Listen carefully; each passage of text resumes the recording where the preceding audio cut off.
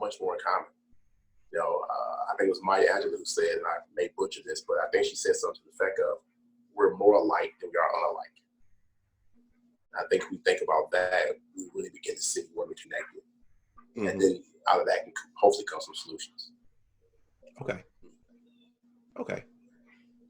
And just for clarity, both my folks are actually Democrats. Okay. But I'm gonna leave that alone now. So for this first discussion me and you're gonna have, you actually thought of this and you wanted to talk about being Gen Xers and some of the unique experiences with being Gen Xers. Well, I think we're a unique generation. I think you look at us, we spent a good portion of our early years thinking we were going to live like our parents. We thought we were going to have a pension. We thought we were going to have Social Security. We thought we were going to have a phone in our home. We thought we were going to still operate paying bills by check, and we still get a phone book delivered once a year. We thought we were going to live that certain way. And somehow in our early 20s, we realized that technology was taking over. Things were going to be different. And that became a big part of who we are. I think you look at the generations behind us, they grew with technology. I mean, we saw these little small spikes in the 80s with the computers, PCs being in homes. And by the 90s, there was dial-up internet access.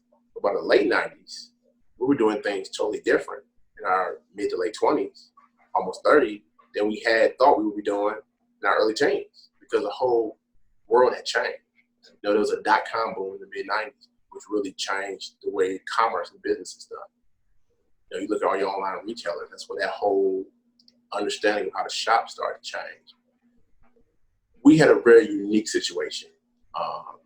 If you just look at the things we've seen in our lifetime as Generation Xers, we've seen the fall of the Berlin Wall, we've seen the Cold War, the LA riots, the AIDS crisis, the Challenger explosion, Desert Storm, the Oklahoma City bombing, the stock market crash in '87, the dot-com bubble burst, the death of Kurt Cobain, and then we saw 2008, the housing market kind of just went south, which also led to the economy going south. It wasn't as bad as '87, but it was pretty tough for us. A lot of us who are still trying to get our feet wet, still looking for answers. They sometimes refer to Generation Xers as directionless, because we started on this path thinking we were going to live like our parents, and then we ended up having to go a separate way. There's a fork in the road, and we've seen all these things in our lifetime. And I'll stack that list of things that we've seen in our generation up against any generation. I really would. Did you mention 9/11? Didn't mention that, but okay. Yeah, how can I miss that? But yeah, definitely, that's important as well. Yeah, there used to be a point. There used to be a point where you could go with your family to the gate and watch the plane take off. You can't do that now. Yeah, no, you can't. Air travel is totally different than it's ever been. You have to get there a lot earlier. You have to pay for a bag. Sometimes you have to pay for a seat. And there's a whole agency, TSA, that was just created. You have to get there a lot earlier to get through security. You have to take your shoes off to go through security. You can't bring any lotions or liquids, or sometimes your food can be confiscated depending on the consistency. It's a lot. There's a lot. Over on my my science and technology channel, I just recorded 3 videos on 5G. I'm sure you've started hearing about the hysteria associated with 5G. And what's interesting is when I was doing my research for that, I read an article, and the article didn't explicitly say this, but it seems to me that all the phases of this wireless technology and the internet and everything, this was all pre-planned. This was all planned back in the 70s.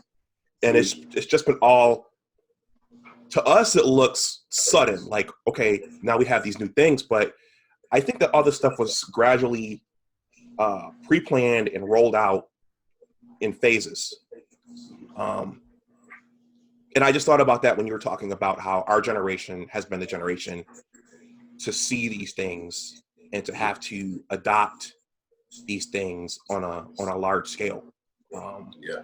Yes. Because you're right, we do everything is pretty much done via some form of digital technology now, whether it's business or whether or not it's social media Yes. or Yes. dating apps or whatever.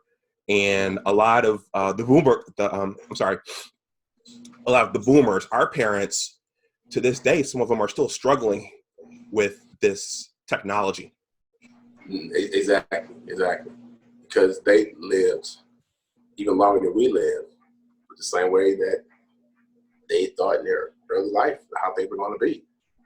We saw the training. We didn't have a choice. We had to adapt to it. We're in our 20s. We had to figure this thing out. There was no option. There was no way out of it.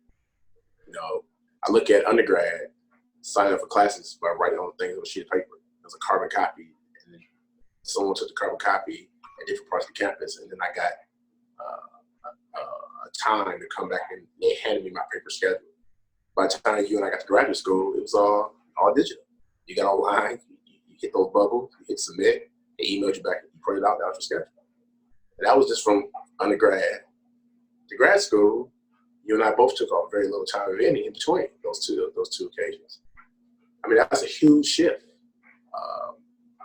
You look at our generation, we were the first latchkey kids. Our home required 2-parent incomes in most cases. Mm-hmm. You only had one parent, you definitely were a latchkey kid. That was unheard of for our parent generation. You come home and you're alone for 3 or 4 hours until your parents get home. We're the first generation that actually grew up with computers. Video games. Our parents didn't have video games. We had video games in the 80s and into the early 90s. That was something totally different.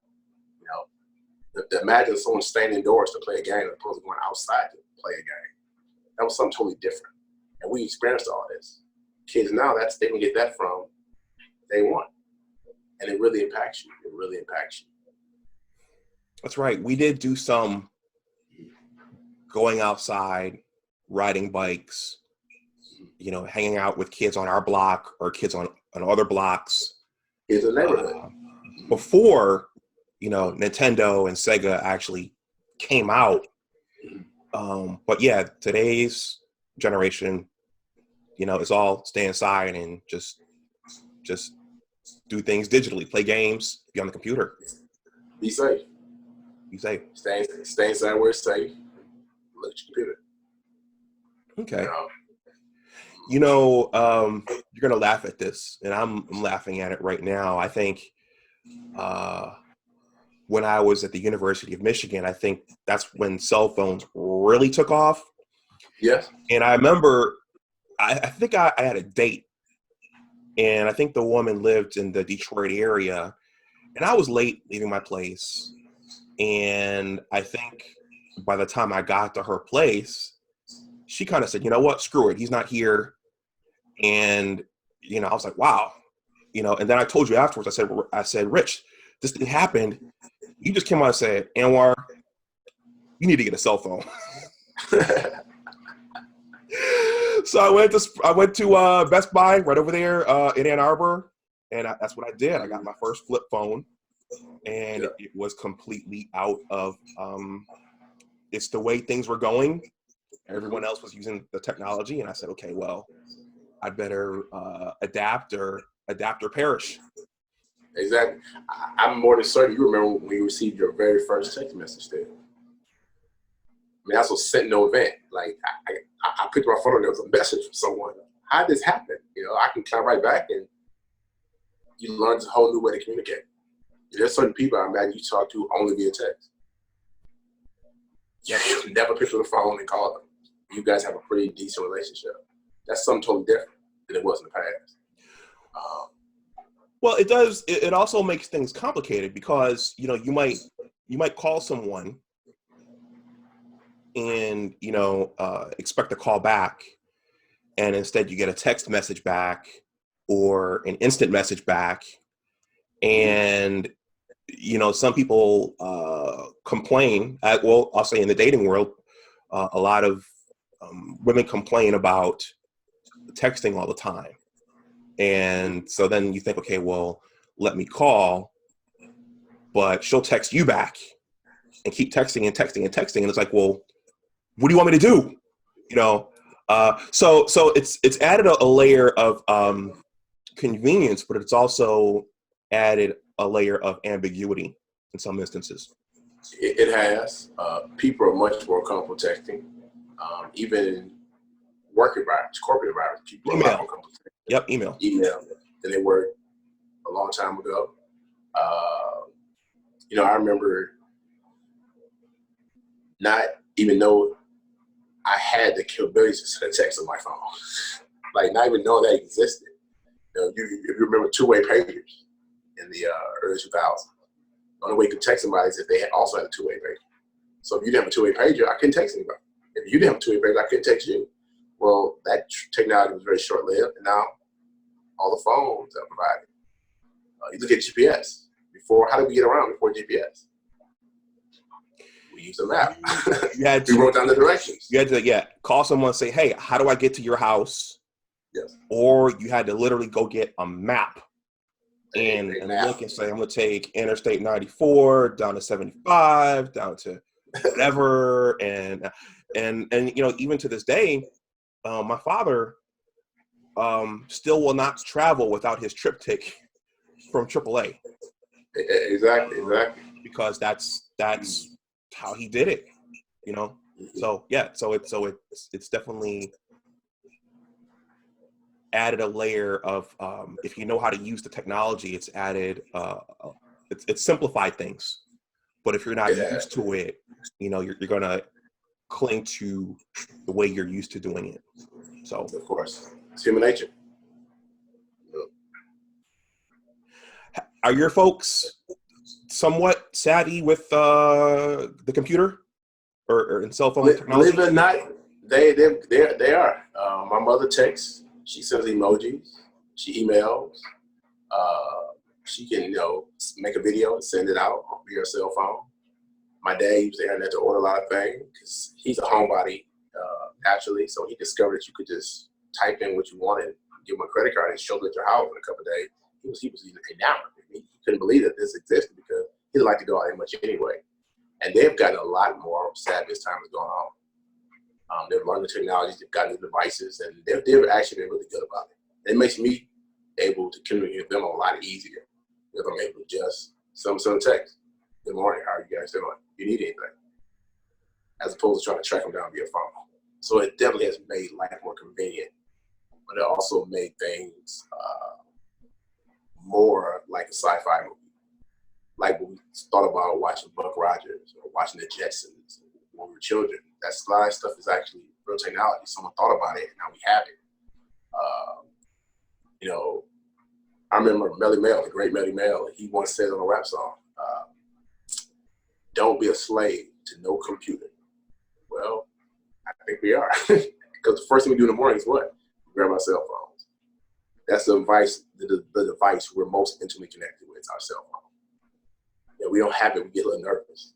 We can't touch it. Sometimes we just want to hold it just to feel comfortable, like a security blanket. That's what we become. That's what the world's become. So we've had to adapt to it. I think other generations, it's natural and normal to them. That's all they've ever seen. We have TVs on walls now. We were kids, TVs on the floor. They had wires. All these nuances we've seen come about. Our parents would argue, well, this is new for me too. But the difference is you were well cemented in the workforce when these changes started to happen. A lot of people were forced retired due to technology and its advent. Us, on the other hand, we were just getting into the workforce when all this stuff started to happen. We had to keep up with it. We had to keep moving. It was a very uncomfortable time for a lot of us. Yeah, piggybacking off your point about cell phones, I lost my previous cell phone in January one evening, on the metro, on one of the buses. And I had to, fortunately, I was close to a Sprint store, and I had to make a choice whether or not to wait for the other phone to turn up or just buy a new one. And I said, you know what? I can't stay off the grid for a day or 2 days, with no one able to contact me and without me being able to contact anybody, just waiting and hoping that this other phone turns up. So I'm going to write to the Sprint store and say, here's the money. Give me a new phone. Yes. I don't care what it costs. Give me a new phone, which turned out to be a 5G phone. Yes. But I definitely, yeah, I know what you mean. Yeah, my folks have adapted as well. My mother probably a little better than my father. You know, she Okay.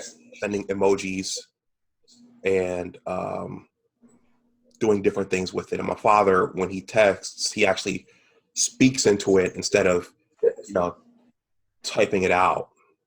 So, but he still talks about how behind he is in just in general. But okay.